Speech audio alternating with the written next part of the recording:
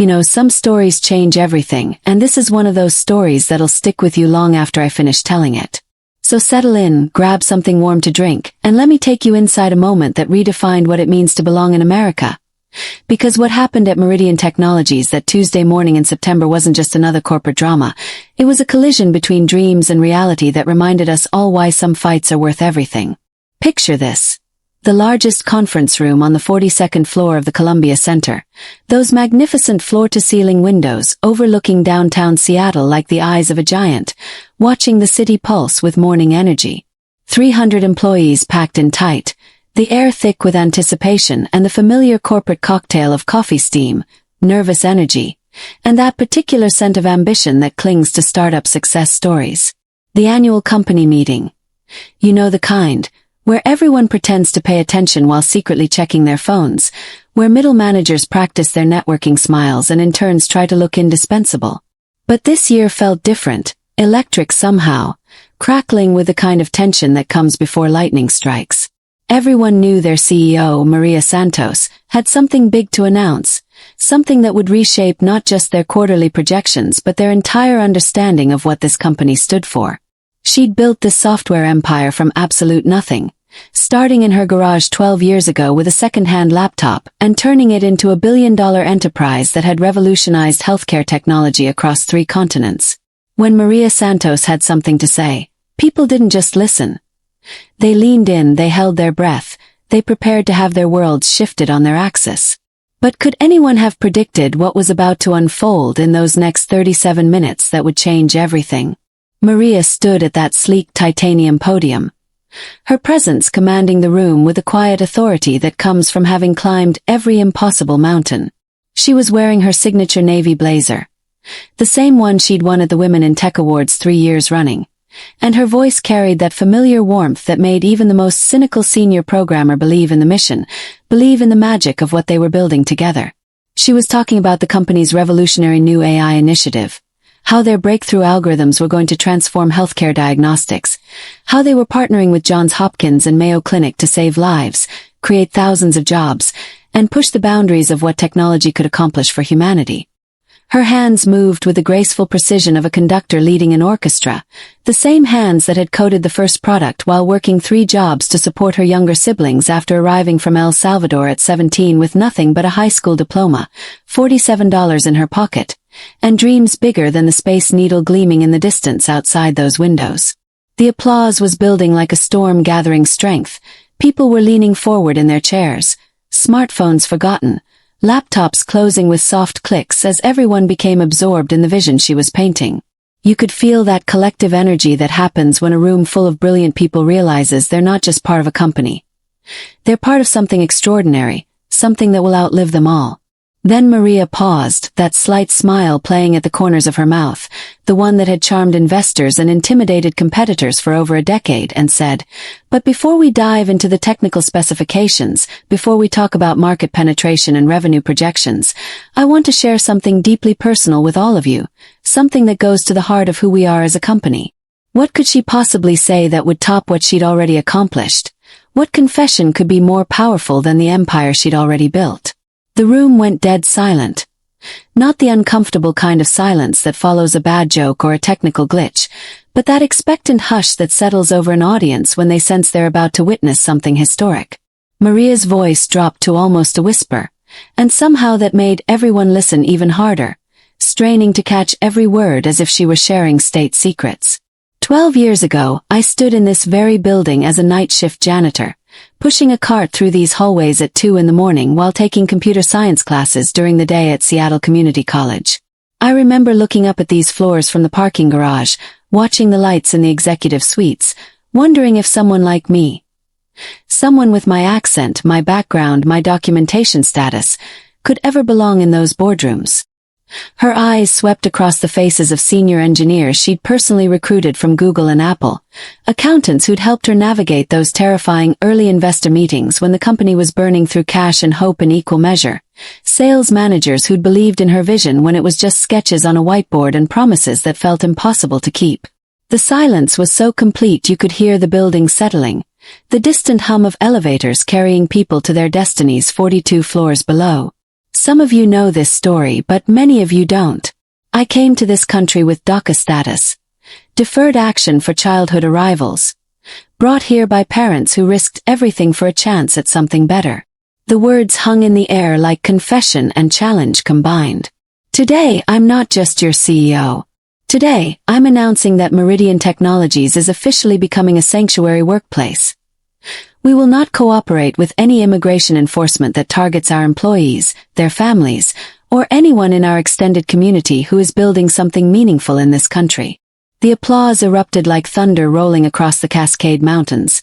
But did anyone notice the way Maria's hands trembled slightly as she gripped the podium, or how her voice caught just barely on the word sanctuary? That's when everything changed. When destiny kicked down the door wearing federal badges. The heavy double doors at the back of the conference room. Those imposing oak barriers that separated the inner sanctum from the common hallways. Slammed open with a sound like a gunshot echoing through a cathedral.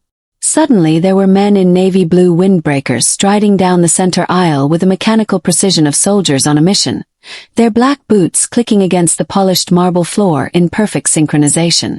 ICE, Immigration and Customs Enforcement, spelled out in bold yellow letters across their backs like targets painted on bulletproof vests.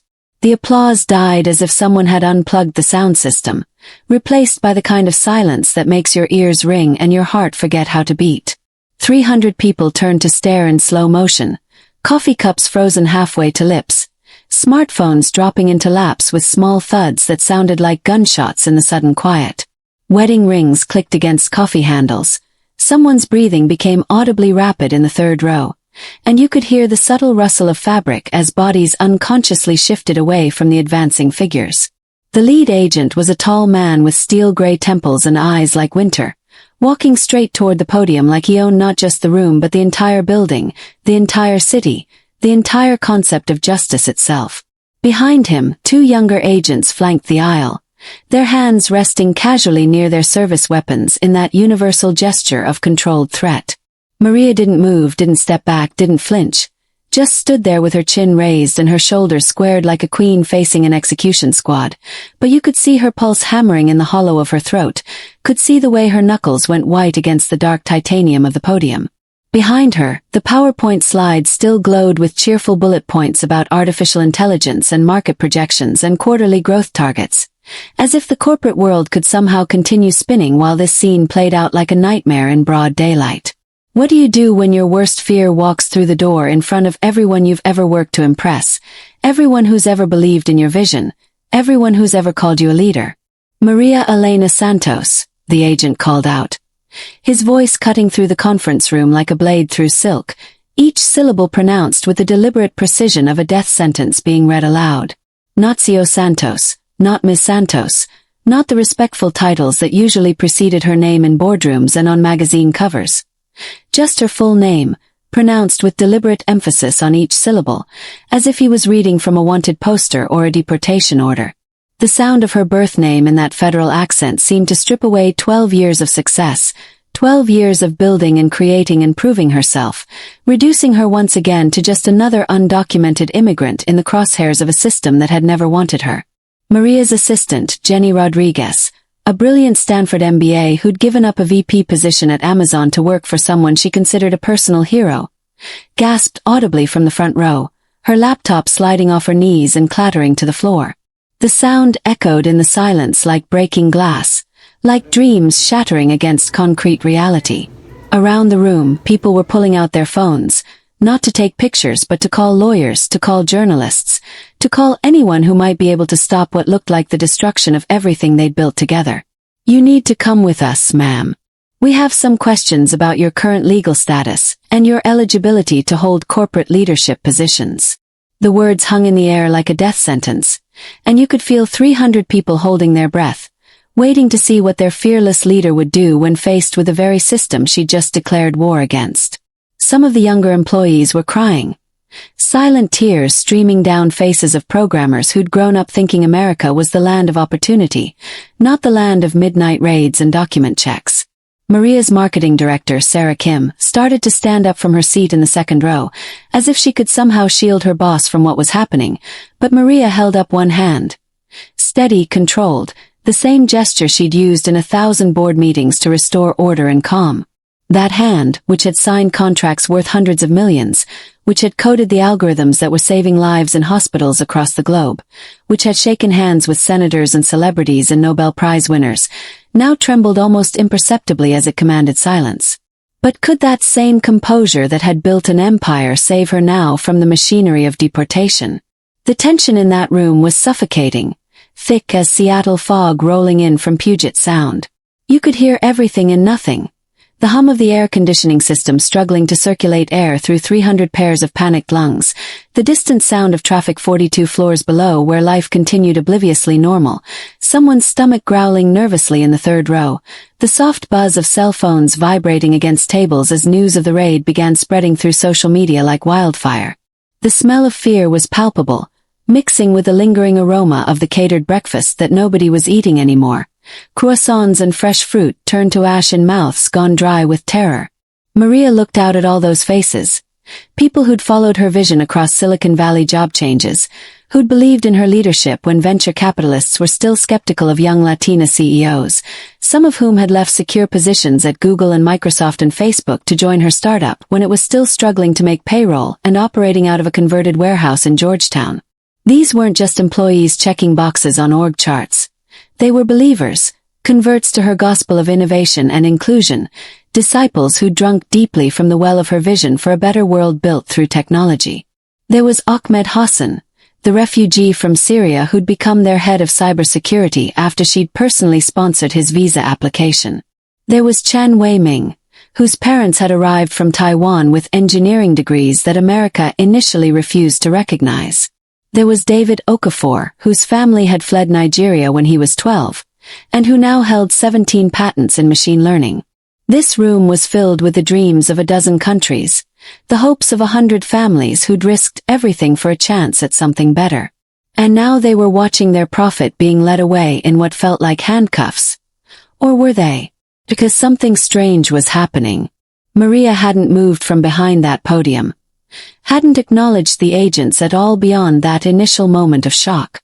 Instead, she was staring at something beyond them, her dark eyes focused on the back of the room with an intensity that made everyone turn to look, necks craning like flowers following the sun. Her expression was shifting from resignation to confusion to something that looked almost like hope, and that transformation was more dramatic than any special effect Hollywood could create. What could possibly be more important than the federal agents demanding her surrender? What could command her attention at the moment of her greatest crisis?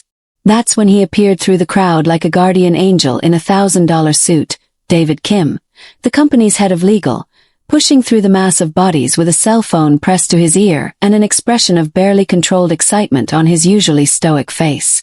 David never showed emotion. Not during the hostile takeover attempt by Microdyne 3 years ago, not during that brutal patent dispute with IBM, not even during the SEC investigation 2 years back when congressional committees were questioning their data privacy protocols. He was the kind of lawyer who could negotiate billion-dollar mergers while ordering lunch, who could cite federal statutes from memory while appearing to be half asleep, who'd earned his reputation as the most unflappable legal mind in Seattle tech circles. But now he was practically vibrating with energy as he ended his call with a sharp tap of his thumb and walked straight up to the lead ICE agent, completely ignoring protocol, completely ignoring the fact that he was a corporate lawyer about to confront federal law enforcement officers in the middle of what appeared to be an active immigration raid. His usually perfect tie was slightly askew. His typically immaculate hair showed signs of being run through with nervous fingers, and there was a flush of excitement in his cheeks that nobody had ever seen before in 12 years of high-stakes legal battles. "Agent Morrison," he said, and somehow he knew the man's name, which sent a ripple of confused murmurs through the crowd like stones thrown into still water.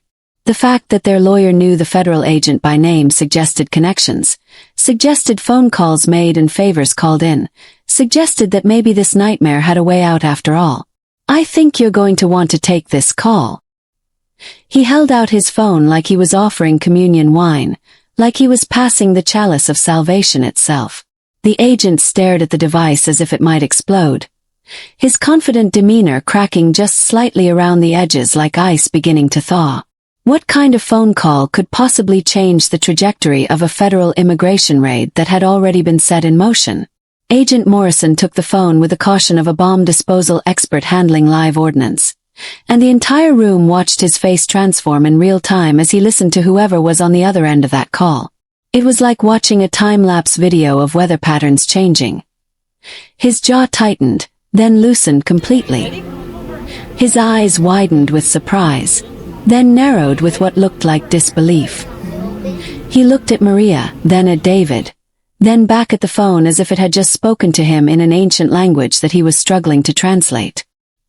His free hand moved unconsciously to his earpiece, as if he needed to confirm he was hearing correctly, as if the words being transmitted were too incredible to trust. Around the room, 300 people held their collective breath, watching this federal agent's face for any sign of what was happening, any clue about whether their CEO was about to be saved or destroyed.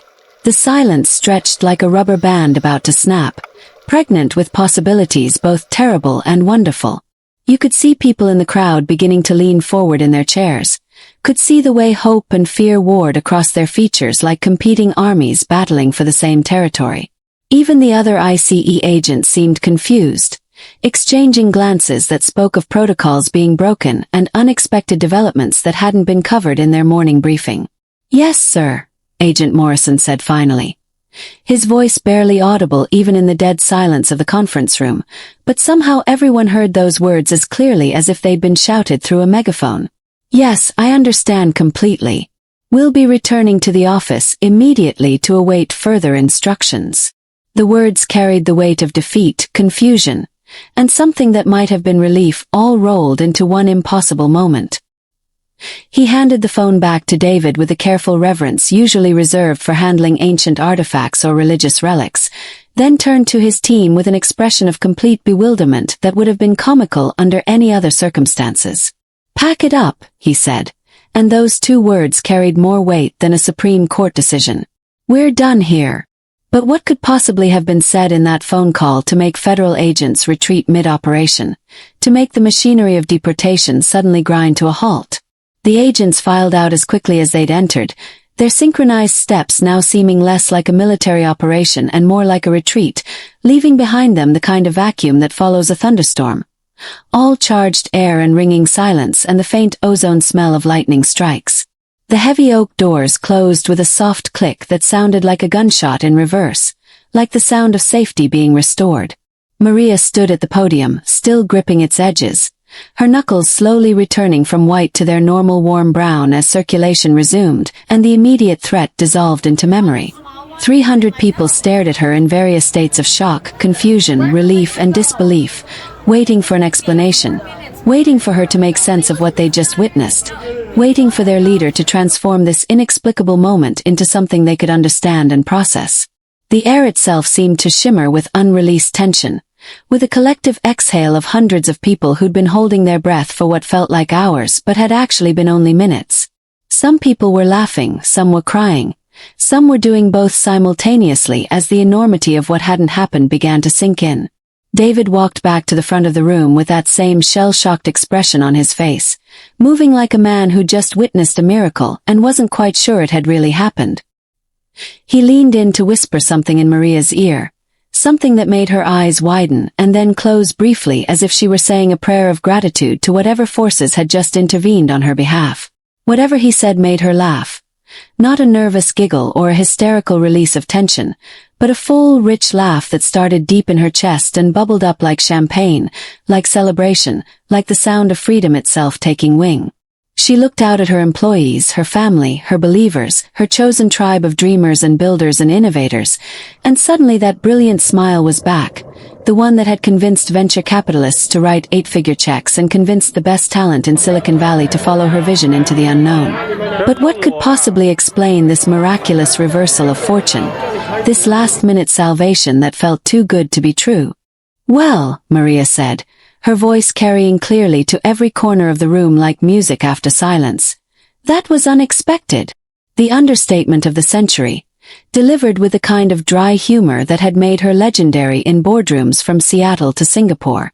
A few nervous chuckles rippled through the crowd like pebbles thrown into a pond, but everyone was still leaning forward, still waiting for the punchline, the explanation, the revelation that would make this incredible scene make sense in their ordered universe of cause and effect. The morning light streaming through those enormous windows seemed brighter now, more golden, as if the sun itself was celebrating this impossible turn of events. Maria looked down at David, who nodded encouragingly while loosening his tie and running a hand through his hair like a man who'd just completed a marathon. She looked back at her audience, at the faces that had become so familiar over the years. People who'd shared pizza during all-night coding sessions, who'd celebrated product launches and mourned failed initiatives, who'd become not just colleagues but family in the truest sense of the word. "It seems," she continued, her voice growing stronger with each word, gaining the confidence that comes from surviving the impossible, that 3 hours ago, at approximately 7:30 this morning Eastern Standard Time, President Chen signed Executive Order 14429, establishing a new federal task force on AI ethics in healthcare technology. The silence stretched like a rubber band about to snap, pregnant with possibility. And apparently, after extensive consultation with the Department of Health and Human Services, the National Science Foundation, and the Congressional Committee on Technology Innovation, the administration would very much like Meridian Technologies to lead that initiative. She paused, letting the words sink in, watching as understanding began to dawn across the faces in the crowd. Which, as you might imagine, would be somewhat difficult to accomplish if your CEO were sitting in a federal detention center awaiting deportation proceedings. But surely it couldn't be that simple, could it? Could the same government that had just tried to destroy her suddenly need her expertise badly enough to call off the dogs? The applause started slowly.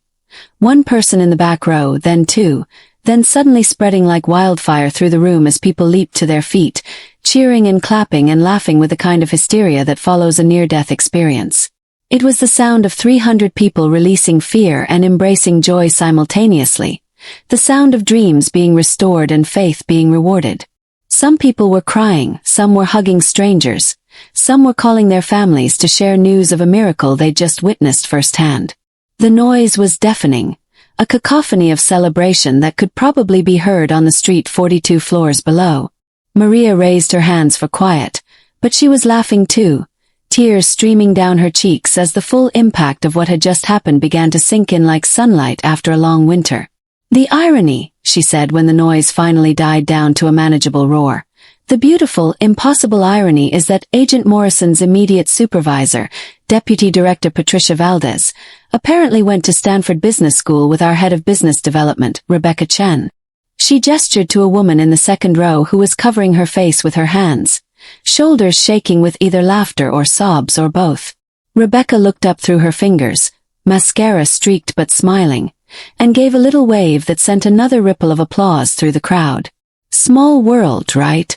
Rebecca made a phone call to an old roommate who made a phone call to someone at the Department of Homeland Security who made a phone call to someone in the White House who made a phone call to someone else in the executive office. And suddenly a company that was about to lose its CEO became the poster child for American innovation and immigrant success stories.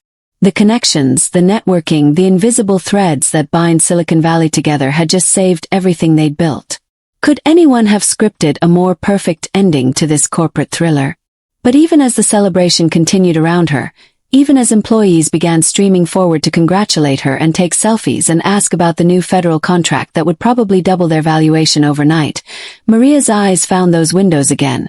That magnificent view of Seattle that had seemed so impossible from the night shift janitor's perspective all those years ago. The Space Needle gleamed in the distance like a beacon. Elliott Bay sparkled under the morning sun like scattered diamonds, and the Olympic Mountains rose like ancient guardians protecting this city of dreams and rain and endless possibility.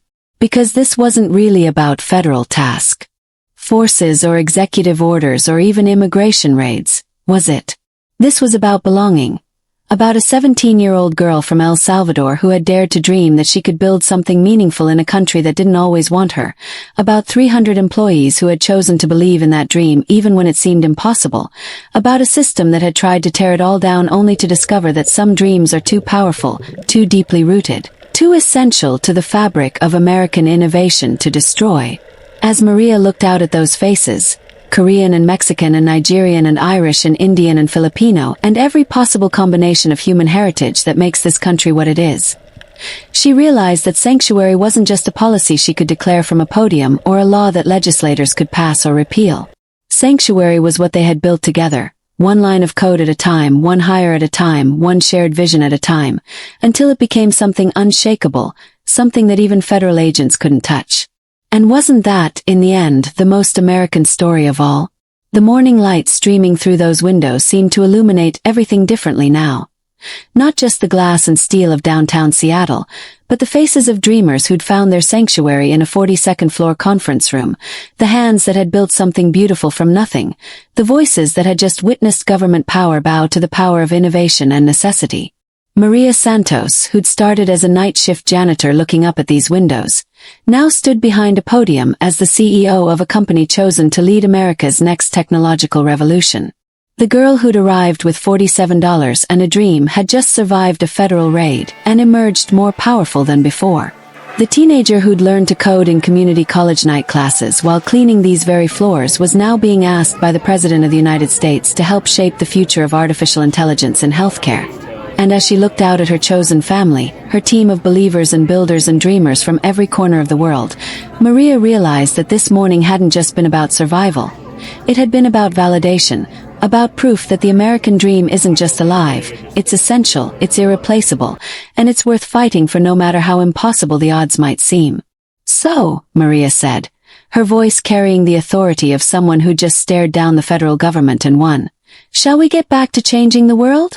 And in that moment, as 300 voices rose in agreement, as the applause thundered against those windows overlooking the city where dreams come true, you could feel the future shifting, aligning, becoming something beautiful and unprecedented and absolutely unstoppable.